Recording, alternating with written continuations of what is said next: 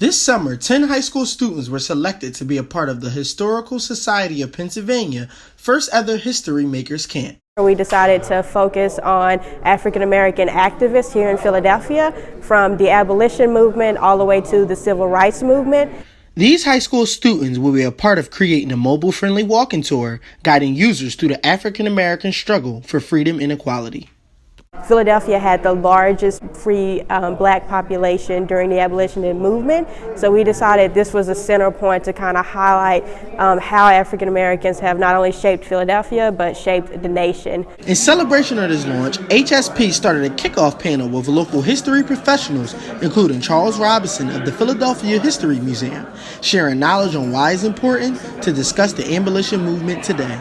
I know where I came from. I know the struggle of people who came before me and how they got to be free, how their efforts, their early efforts, helped propel us to whatever status we have today. We wanted to start with the abolition period since it was so significant to really the legacy of all of the activists that came before were inspired by Cato and Richard Allen and definitely William Steele. Reporter from the Historical Society of Pennsylvania with the Philadelphia Tribune, I'm Moody.